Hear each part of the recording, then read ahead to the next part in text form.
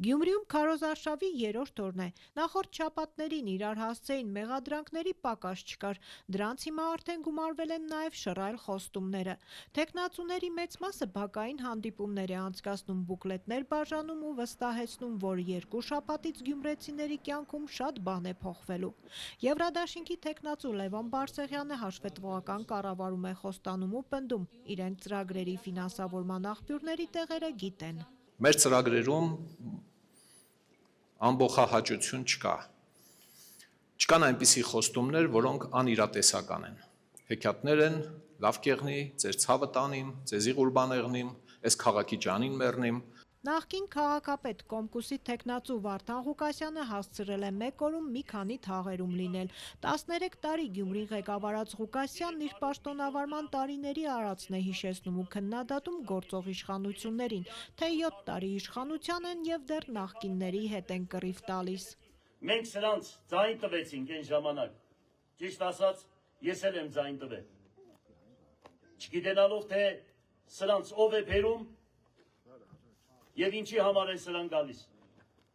7 տարի իրենց ձեռքերն էս ամեն ինչը եւ միայն լսում ենք նախկինները։ Լավ, նախկինները։ Գյումրեցու Թոր Ղուկասյանն ասում է, թե գալիս է Գյումրեցոնց լավ տեր եղնելու, իսկ Հայաստանը աստվածաշնչյան Իսրայելի հետ համեմատում։ Ինչպես տանջանք եւ տարապանք տվեցի Իսրայելի ազգին, նույնպես հայոց ազգին,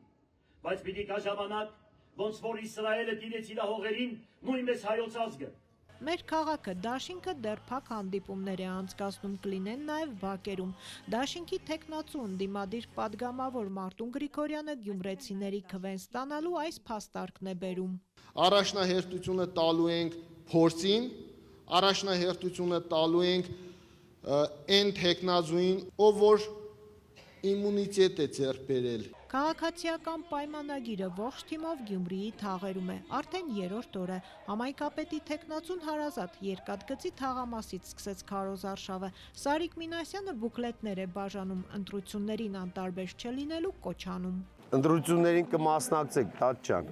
անտարբեր չմնաք։ Եղա, ես մեր երեխեքի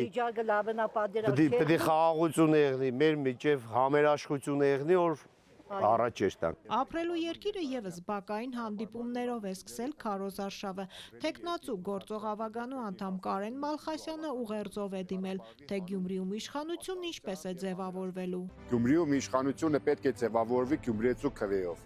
այլ ոչ թե իշխանությունը զավթելով, զորբայությամբ կամ մոլորեսնող կեղծ խոստումներով։ Մայր Հայաստան Դաշինքը քարոզարշավն ազդարարեց համակիրների հետ հանդիպումով։ Թեկնածուն գործարար Կարեն Սիմոնյանը ներկայացրեց, թե այս ընտրություններում իրենց առջև նվազագույն ու առավելագույն ինչ խնդիր է դրված։ Քաղաքացիական պայմանագիր կուսակցությանը իշխանազրկելն է եւ ունենք մաքսիմում պլան ստանձնել քաղաքի կառավարումը։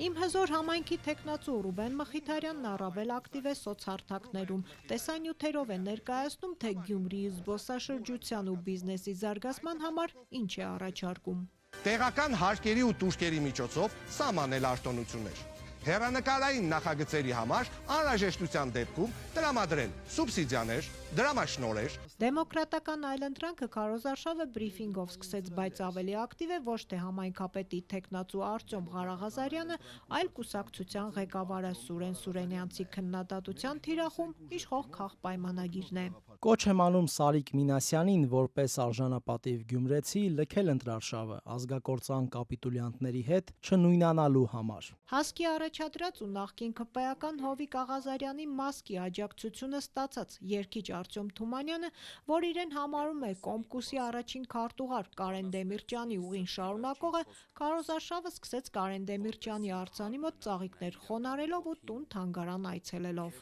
Այստեղի շունչն ու օդը ինձ պարտավորեցնում է եւ ես խոստանում եմ, որ կքայլեմ այն ճանապարհով, կքայլեմ այն ուղիով, ինչպես ժամանակին մատնանշել է երջանկահիշատակ Կարեն Դեմիրճյանը։